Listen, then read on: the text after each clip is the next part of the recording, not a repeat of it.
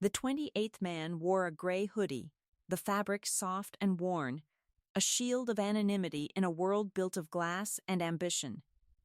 He moved through the lobby of Vance Innovations like a ghost, his footsteps silent on the polished marble that reflected the cold, recessed lighting above. No one saw him. Not really. They saw the hoodie, the faded jeans, the scuffed work boots, and their minds filled in the blanks. Courier, maintenance, gig worker, someone invisible, someone who belonged in the background. This was precisely how Elias Vance, owner of it all, wanted it. He clutched a simple cardboard box to his chest, its contents a prototype for a microprocessor that could reshape data storage. It was his design, sketched out on sleepless nights when the ghosts of his own past were too loud. He had come down to the labs in the sub-basement to see it, to hold the physical manifestation of his abstract grief. Now, returning to the penthouse he called an office, he felt the familiar hollowness settle back into his ribs. The building was a monument to his success, a billion-dollar fortress built to keep the world out, but it had become his tomb. 5 years. It had been 5 years since the screech of tires on wet pavement had cleaved his life in two. 5 years since the names Isabel and Ava had transformed from joyful sounds into silent, aching wounds. After the accident, he had retreated, he delegated, he automated, he communicated through encrypted emails and a single, terrified proxy. He still ran the empire, but he was no longer its king. He was its phantom, haunting the server rooms and maintenance corridors, a man who owned everything and possessed nothing. He was nearing the East Wing elevator bank when a blur of motion cut across his path. A woman, her hair pulled back in a hurried ponytail, was wrestling with a wheeled cart piled high with art supplies. A streak of blue paint adorned her cheek like a tribal marking of parental warfare. She looked stressed, her brow furrowed with a frustration that felt more real than anything Elias had witnessed in years. She stopped short, blocking his path, her eyes fixed not on his face, but on the box in his hands. "You're in the wrong place," she said, her voice sharp but not unkind. It was the tone of someone with too much to do and too little time. "Deliveries are supposed to go through the loading bay around back. They'll buzz you in." Elias froze. He hadn't been spoken to directly by an employee who didn't know his identity in half a decade. He looked down at the box, then back at her. Her gaze was impatient. She was waiting for him to move, to follow her simple, logical instruction. He was just another task in her overwhelming day. The thought, instead of insulting him, sent a strange, forgotten flicker of something through his chest. It was the startling sensation of being ordinary. He could have corrected her. He could have lifted his chin, allowed the flicker of recognition to dawn in her eyes, watched as deference and fear replaced her casual command. He could have summoned the security chief with a single text and had her reprimanded for her tone. The old Elias, the one before the rain-slicked road, might have, but that man was gone. Instead, he simply nodded. He adjusted his grip on the box and turned, walking away from the elevators and toward the long service corridor that led to the back of the building. He didn't know why. It was an impulse, a deviation from the numb routine of his existence. He chose to be the delivery man. He chose to be invisible in the way she saw him, not in the way he had designed for himself. As he walked, the echo of her voice followed him, a small, solid thing in the vast emptiness of his life. It was a disruption, and for the first time in a long time, he didn't immediately push it away. He was curious. For the next 3 days, the woman's face lingered in his mind. He learned her name was Clara May, a project coordinator for the company's educational outreach division. He learned she was a single mother. He learned this by accessing her employee file, an act that felt like a gross violation, a return to the detached, godlike perspective he was trying to escape. The data told him facts. It didn't tell him about the streak of blue paint on her cheek or the weariness in her eyes. He wanted to see that again. He wanted to understand the world that existed on the ground floor of his own building. So he did something reckless.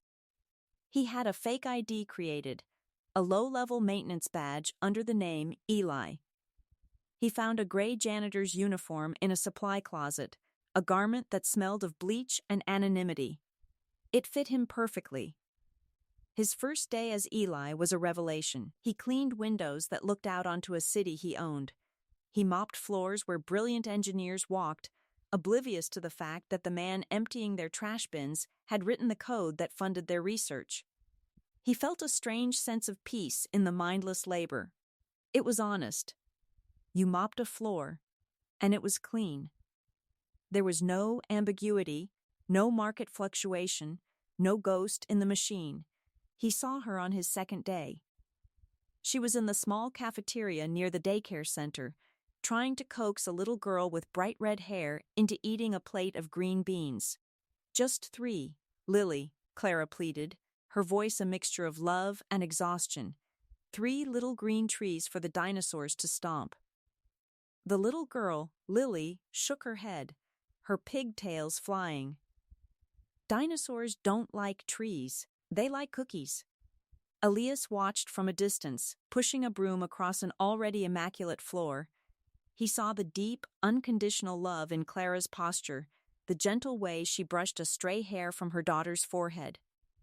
It was a memory, a phantom limb of his own past, and the ache was so sudden and so sharp it nearly buckled his knees. He hadn't seen a scene like that outside of a photograph in 5 years.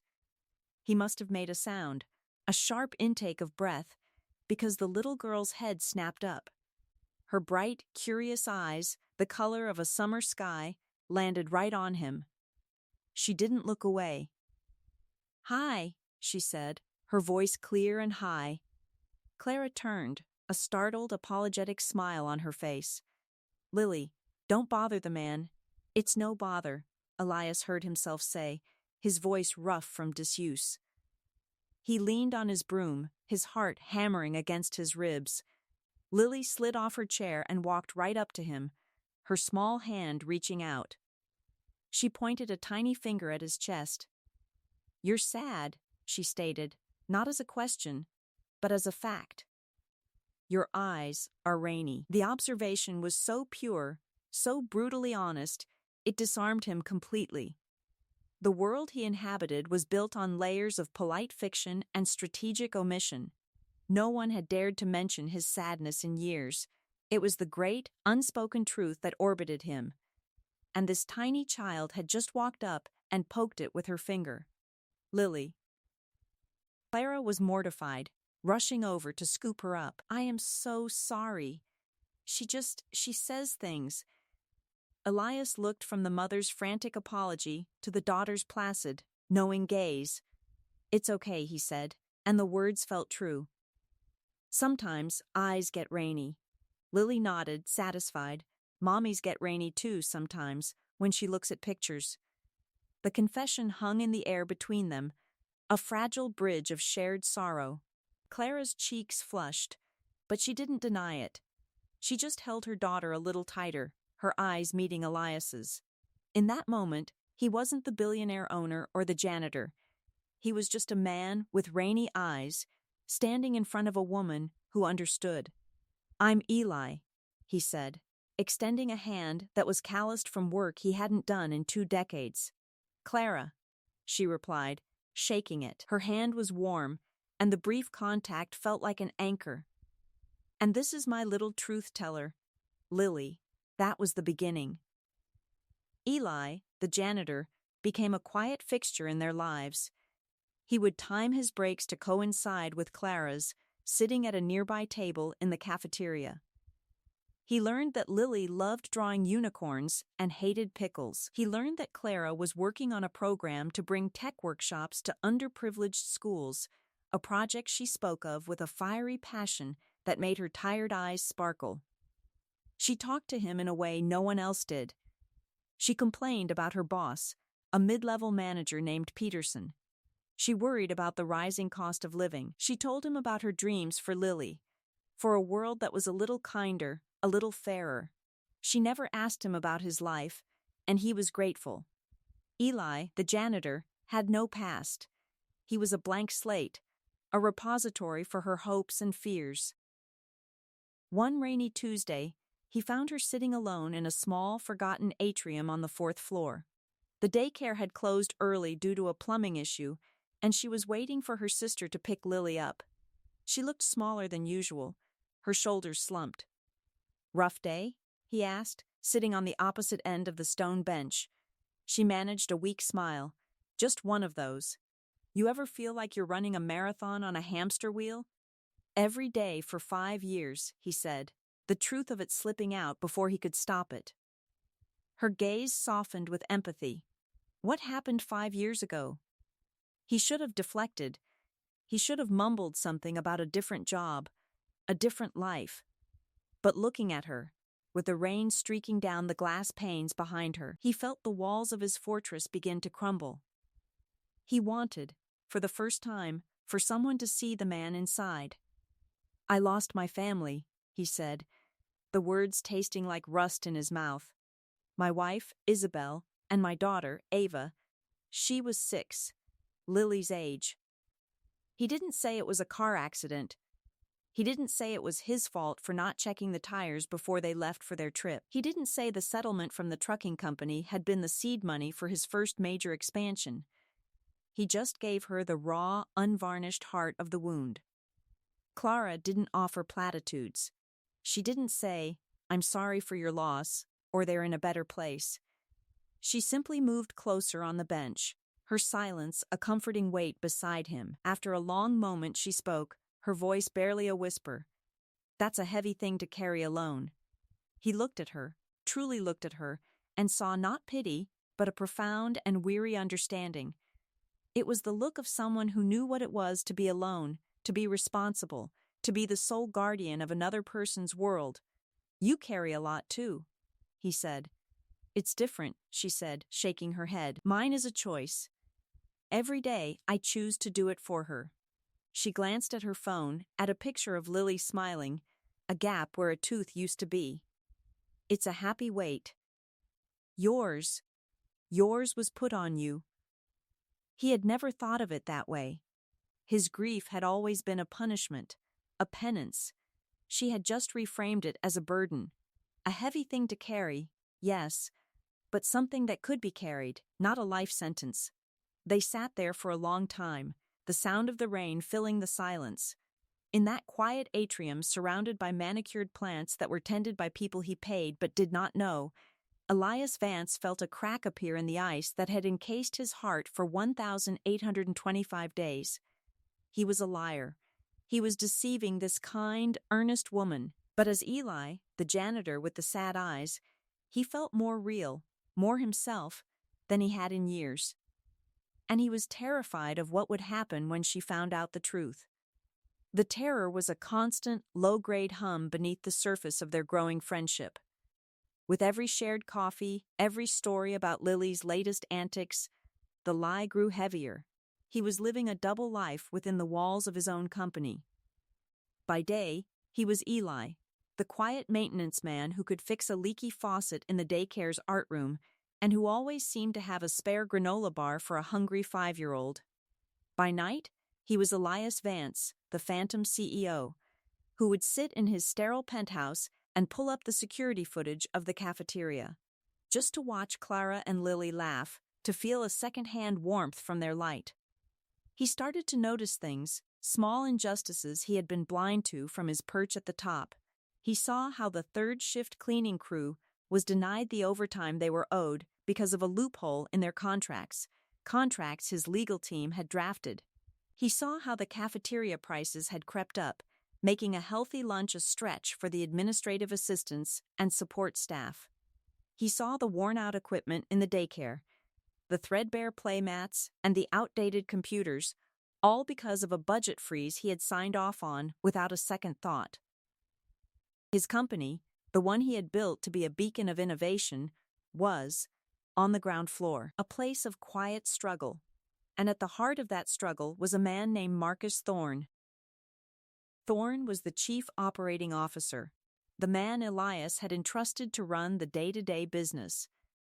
He was sharp, ambitious, and utterly ruthless. His memos were legendary for their cold corporate jargon, always focused on optimizing synergy and maximizing shareholder value. To Elias, he had been a perfect, efficient machine. To the people on the ground, he was a tyrant. Clara despised him. "He sees people as numbers on a spreadsheet," she told Eli one afternoon, stirring her coffee with a plastic stick. "He walked through the outreach department last week and didn't make eye contact with a single person. He was just counting heads, calculating overhead." Elias felt a knot of shame tighten in his gut. He had hired Thorne. He had empowered him. The soullessness of the company wasn't an accident. It was a reflection of the soullessness he had allowed to grow inside himself. The breaking point came on a Thursday. A memo was circulated from Thorne's office. It was a preliminary outline for the next quarter's efficiency initiative. Elias, as Eli, found a copy left on a table in the break room. He read through the bullet points: a 10% reduction in administrative staff, a mandatory increase in healthcare premiums, and, at the very bottom, a line item that made his blood run cold: phase out of non-essential, cost-negative amenities. Priority 1, on-site childcare facility. They were going to close the daycare. He found Clara in her cubicle, her face pale, her hands trembling as she stared at the same memo on her computer screen. Lily's latest unicorn drawing was taped to the fabric wall beside her monitor, a splash of innocent color in a gray, sterile world. "They can't," she whispered, her voice cracking. "Where will we go? Where will any of us go?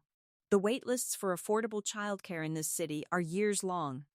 This daycare, it's the only reason I can afford to work here." Elias felt a rage so pure and hot it nearly choked him. This wasn't about numbers on a spreadsheet. This was about Lily. It was about dozens of other children. It was about mothers and fathers who relied on the promise his company had made to them, a promise he had allowed Thorne to break. "There's a town hall meeting next week," Clara said, her voice gaining a sliver of defiance. "A quarterly review. Thorne will be there. The board will be there. I'm going to speak. Someone has to." "They won't listen," Elias said, the cynical, defeated part of him surfacing. "They're not paid to listen. They're paid to count. Then I'll make them listen," she shot back, her eyes flashing with a fire he had never seen before. "I have to try. For Lily." In that moment, he saw the chasm between his two identities laid bare. Eli, the janitor, could offer a sympathetic ear and a shoulder to cry on.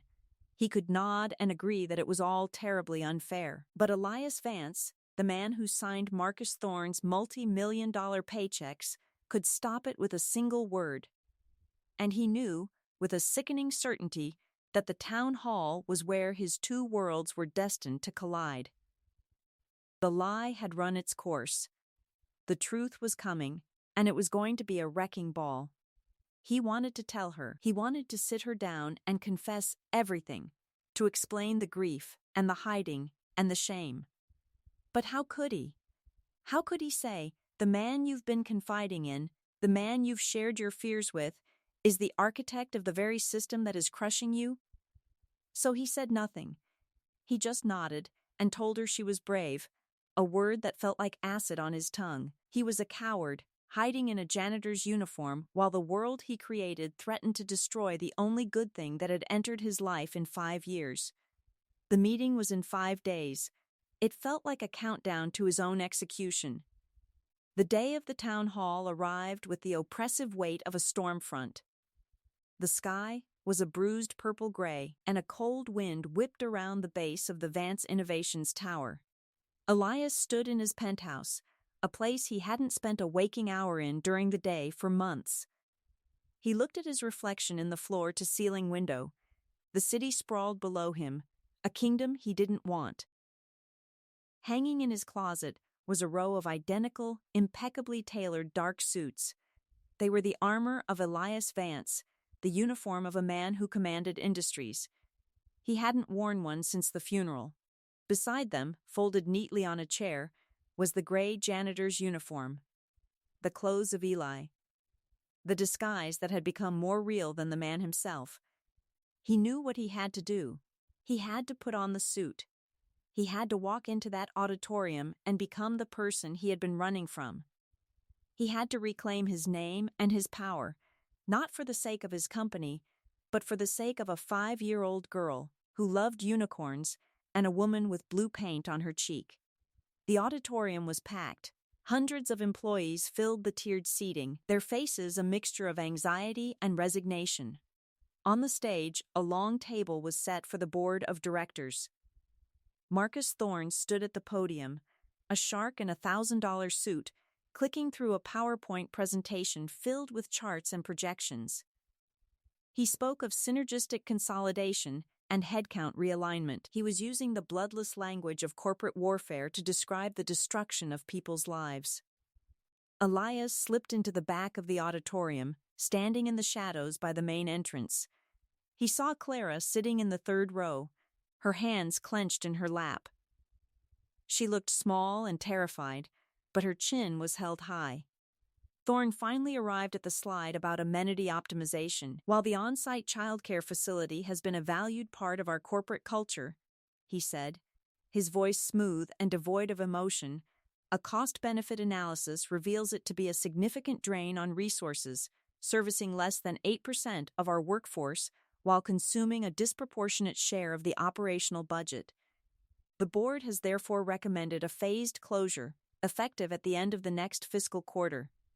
A murmur of shock and anger rippled through the crowd. Clara stood up. Her movement was so sudden and decisive that it commanded silence. All eyes turned to her. "Mr. Thorne," she began, her voice shaking but clear. "My name is Clara May, and my daughter is one of the children who uses that amenity. It's not a drain on resources. It's a lifeline. It's the reason I can come to work every day and dedicate myself to this company. It's the reason dozens of parents here can do the same." She took a deep breath, her gaze sweeping across the stage. "You talk about shareholder value. What about human value? What about the value of a mother being able to see her child on her lunch break? What about the value of creating a workplace where parents aren't forced to choose between their careers and their families? Closing that daycare isn't an efficiency initiative. It's a betrayal." Her words hung in the air, a raw and powerful indictment of everything Thorne stood for. Thorne simply offered a condescending smile. "Thank you for your input, Miss May. Your passion is noted, however, the numbers are unequivocal. The decision is final." Clara's face fell. She had poured her heart out, and he had dismissed her with a pat on the head. She looked defeated, her shoulders slumping as she slowly sat back down. That was it. That was the moment Elias moved. He walked out of the shadows, down the central aisle, his polished leather shoes making a steady, resonant sound on the floor. A ripple of confusion went through the crowd. Who was this man in the perfectly tailored suit, walking with such purpose toward the stage? Thorne squinted, annoyed by the interruption. "Excuse me, sir. The Q&A session is over." Elias didn't stop until he was at the foot of the stage. He looked at Thorne, then at the board members, their faces slowly registering a dawning horror of recognition. He then turned his head and looked directly at Clara. Her eyes widened. She saw the suit, the clean-shaven jaw, the commanding presence. But she also saw the eyes. The same sad, rainy eyes she had come to know so well, the eyes of Eli, the janitor. The confusion on her face was a kaleidoscope of emotions, disbelief, then shock, then a dawning, sickening realization. The color drained from her cheeks. It was a look of profound and utter betrayal. The regional director, a man named Henderson, finally found his voice. He stood up, knocking over his water glass. "Mr. Vance," he stammered, We weren't expecting you." The name fell like a bomb into the silence of the room. Vance, as in Vance Innovations. The entire auditorium seemed to hold its collective breath. Elias ignored them all. His focus was entirely on Clara. He held her gaze, trying to convey an apology, a reason, an entire universe of unspoken regret in a single look. But her eyes were now cold, shuttered. He had shattered her trust. He turned back to the stage and ascended the small set of stairs. He walked to the podium and stood beside Marcus Thorne, who looked as if he had just seen a ghost. Elias leaned into the microphone. His voice, when it came, was quiet, but it filled the cavernous room with an authority it had not known in years. "Mr. Thorne," he said, his voice flat and cold as steel. "You're fired." He didn't wait for a response. He turned to the stunned board. "The daycare will not be closing. Its budget will be doubled, effective immediately. We will expand its capacity and upgrade its facilities. A full review of all employee salaries and benefits will be conducted, starting with our lowest-paid workers. This company was founded on the principle that our greatest asset is our people. It appears we have forgotten that." He looked back out at the crowd, his gaze once again finding Clara. "My apologies," he said, his voice softening. "This should never have happened." But she wasn't looking at him anymore. She was staring at her hands, her expression a mask of numb devastation. He had won the battle for the company's soul, but in the process, he had lost the one person who had made him feel like he had one. The lie was out, and the truth was a catastrophe. The aftermath of the town hall was swift and decisive. Marcus Thorne was gone before the end of the day, his office cleared out, his nameplate removed from the door. A wave of shock and exhilaration swept through the company. The reclusive, mythical Elias Vance had returned, and his first act had been to champion the very people his COO had tried to discard. He was a hero, to everyone but Clara. He waited for her outside the daycare that evening. The rain had started again, a miserable, cold drizzle that matched the state of his soul. He had shed the suit jacket, standing in his shirt sleeves, letting the rain soak his collar. He needed to feel something, even if it was just the cold. She emerged with Lily, who was holding a new drawing of a unicorn, this one with rainbow wings. When Lily saw him, her face lit up. "Eli!" she shouted, running toward him. Clara grabbed her arm, pulling her back gently. "Lily, honey, no!" Her voice was brittle. She wouldn't look at him. She stared at a point just over his shoulder, her jaw tight. "Clara, please," he began. "Let me explain." "Explain what?" she finally said. Her eyes, when they met his, were filled with a hurt so deep it felt like a physical blow. "Explain how you lied to me? To my daughter? Was this some kind of game for you? A secret boss's reality show? Did you enjoy slumming it with the little people, seeing how we live?" "No," he said, his voice desperate. "It wasn't like that. It was never about you. It was about me. I was hiding." "Hiding?" She let out a short, bitter laugh. "You were hiding in plain sight, gathering data." "I told you things, Eli. I told you about my life, my fears. I told you about Lily. I trusted you, and you were just observing, taking notes for your next board meeting." "I was never taking notes," he insisted, stepping closer. "I was listening. For the first time in years, I was actually listening. You and Lily, you made me feel human again." "Don't," she said, holding up a hand to stop him. The word was sharp. A blade. "Don't you dare use my daughter to justify your deception. She thought you were her friend. She called you Sad Eli and drew you pictures to cheer you up." The pain in her voice was unbearable. "She asked me why you were wearing a fancy costume today." He had no answer for that. The simple, innocent perspective of a child had cut through all his complex justifications and left him exposed for what he was. A liar. "I'm sorry," he whispered. "I am so, so sorry." "Sorry doesn't fix it," she said, her voice dropping to a near whisper, raw with emotion. "You saved the daycare. You played the hero. And I'm grateful for that, for all the families here. But what you did to us, to me, was cruel."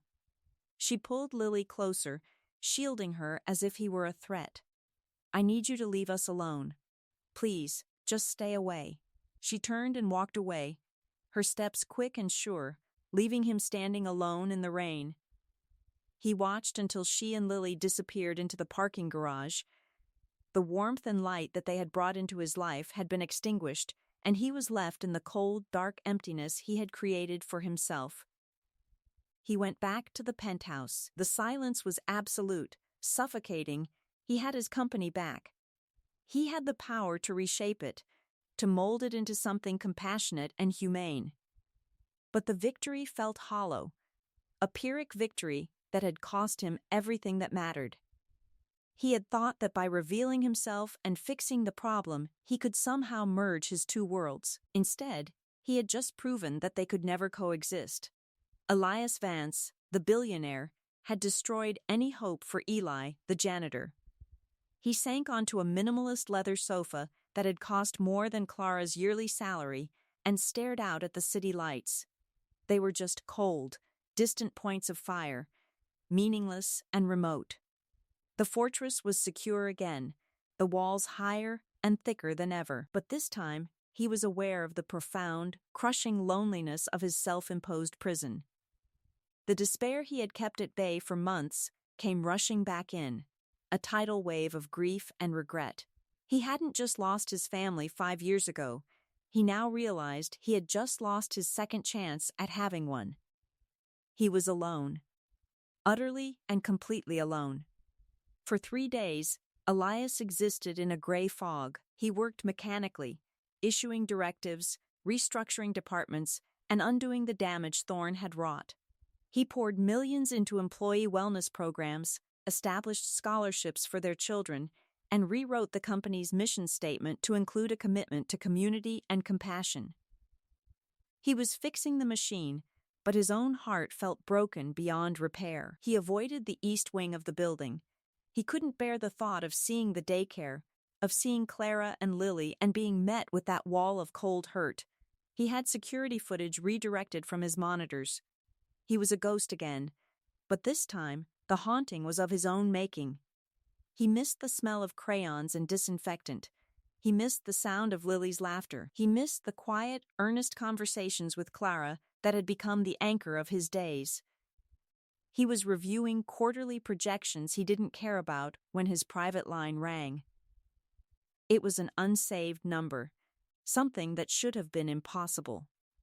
Only his most senior counsel had this number. He let it ring, expecting it to go to voicemail. It rang again. And again. On the 5th ring, propelled by a sliver of curiosity, he answered. "Hello?" There was a pause, and then a small, hesitant voice. "Eli?" Elias's heart stopped. It was Lily. "Lily? How did you get this number?"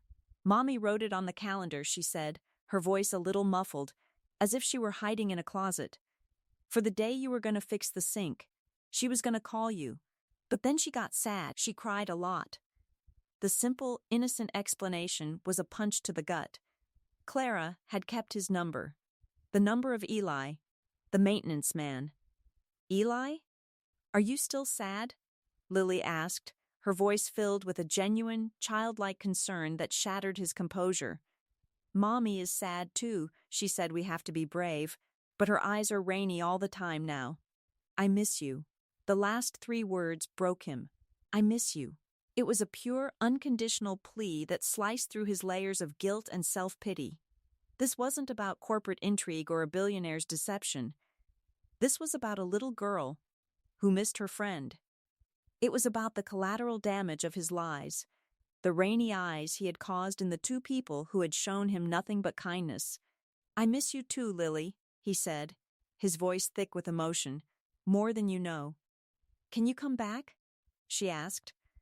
"I have a new unicorn drawing for you. It has a sparkly horn." He closed his eyes. What could he say?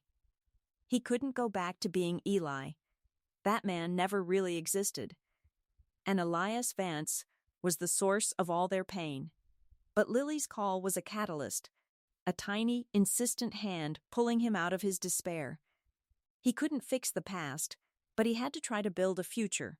He had to take a decisive action, not as a CEO making a command decision, but as a man asking for forgiveness.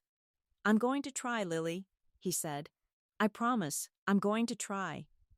He didn't call Clara. He knew she would hang up. Words were useless now. He had to show her. He left the tower, not in a chauffeured town car, but in a simple sedan he drove himself.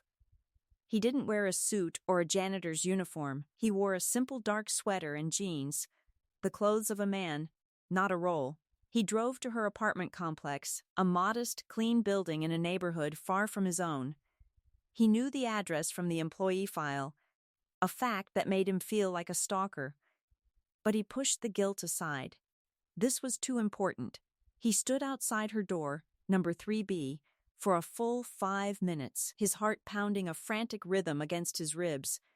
The smell of someone cooking garlic and herbs wafted from a nearby apartment. He could hear the faint sound of a television. It was a world of normal, everyday life, a world he had only glimpsed. He raised his hand and knocked. The door opened a crack, held by a chain. Clara peered out, her face guarded. When she saw him, her expression hardened.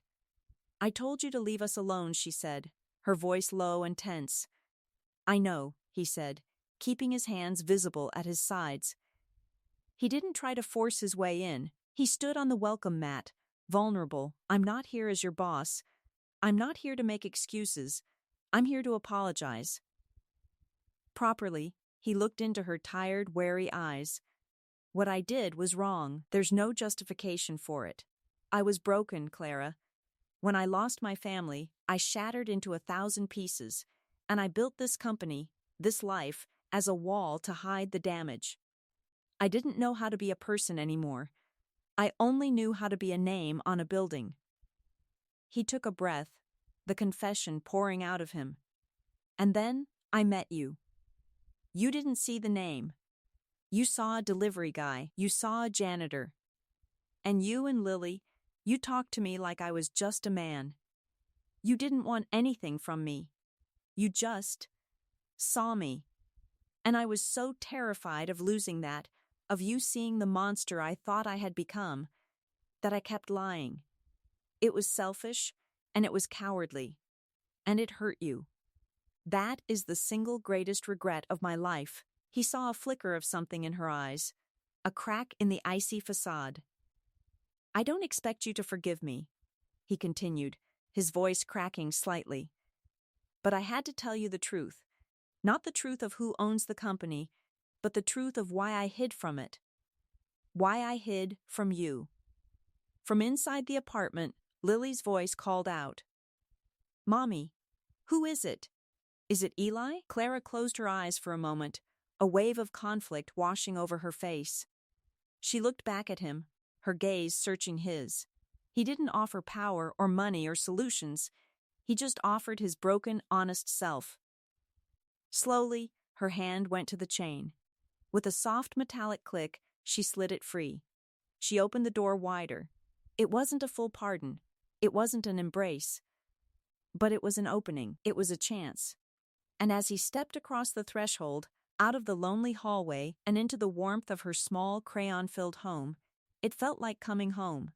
Months melted into a year, and the change was seismic, both within the walls of Vance Innovations and within the quiet confines of Elias's heart. He did not retreat to his penthouse again. Instead, he moved his primary office to a modest, glass-walled room on the 3rd floor, near Clara's department. He was present, visible, and accessible. The daycare was the first and most visible symbol of the new era. It was fully renovated, expanding into the adjacent office space. It was filled with new equipment, sunlit play areas, and a small library. Above the entrance, a simple bronze plaque was installed. It read, "The Isabel and Ava Vance Early Learning Center." He was no longer hiding his grief, he was transforming it into a legacy of care. He and Clara moved slowly, cautiously. Their relationship was rebuilt not on grand gestures, but on small, consistent acts of trust. He would show up at her door not with expensive gifts, but with 2 cups of coffee from her favorite corner cafe. He helped Lily with her kindergarten homework, patiently explaining the mysteries of addition and subtraction. He listened. He learned about the challenges she faced, the dreams she held for her outreach program, and he didn't solve her problems with a wave of his hand. He offered support, resources, and, most importantly, his belief in her. He promoted her, giving her full autonomy over the newly expanded Vance Innovations Community Foundation. She built her school workshop program into a nationally recognized model, bringing technology and opportunity to thousands of children. She blossomed, her passion now matched by the resources to make her vision a reality. One crisp autumn afternoon, nearly 2 years after he had knocked on her door, the three of them were at a local park. Elias was pushing Lily on a swing, sending her soaring into the bright blue sky, her laughter like wind chimes. Clara sat on a nearby bench, a soft, genuine smile on her face, the kind he hadn't seen in the early days of their acquaintance. The weariness in her eyes had been replaced by a deep, settled peace. He stopped the swing and Lily jumped off, running toward the slide. Elias walked over and sat beside Clara on the bench. For a few moments, they watched Lily in comfortable silence. "Do you remember the first time we really talked?" he asked quietly. "In the atrium, when I told you about Isabel and Ava." She nodded, turning to look at him. "I remember you said it was a heavy thing to carry alone." "It was," he said, his voice thick with emotion. "For 5 years, I thought that weight was all I had left of them. I thought if I ever put it down, I would lose them completely." He reached out and took her hand, his fingers lacing through hers. "It felt natural, right? You and Lily, you didn't ask me to put it down. You just helped me carry it. And you showed me that my hands were free enough to hold something new." He looked from her eyes to their joined hands, then to Lily, who was now at the top of the slide, waving at them with unadulterated joy. "This," he whispered. "To hold this." Clara squeezed his hand, her eyes shining. "We're carrying it together now." 3 years later, they were married in that same atrium in the Vance building, the place where he had first shared his brokenness with her. It was a small, quiet ceremony, filled with flowers and the laughter of their friends and family. Lily was the flower girl, resplendent in a dress the color of a summer sky, her gap-toothed smile lighting up the entire room. Their new life was a tapestry woven from the threads of their pasts. They lived not in the penthouse, which he had converted into a scholarship foundation office, but in a warm, comfortable house in the suburbs with a big backyard. Elias never lost the lessons he had learned as Eli the janitor. He knew the names of the cleaning crew, the security guards, the cafeteria workers. He knew their stories, their families. Vance Innovations became a perennial name on lists of the best companies to work for, a place known not just for its cutting-edge technology, but for its profound humanity. One evening, Elias was in the nursery of their home, rocking their infant son, a little boy they had named Samuel. Clara came and stood in the doorway, leaning against the frame, watching them. The house was quiet, filled with the gentle peace of a family settling in for the night. Lily was asleep down the hall, her latest unicorn drawing, this one for her baby brother, taped to her door. Elias looked at Clara, his heart overflowing with a love so deep and steady it felt like the bedrock of his entire existence. He was no longer a ghost haunting the corridors of his life.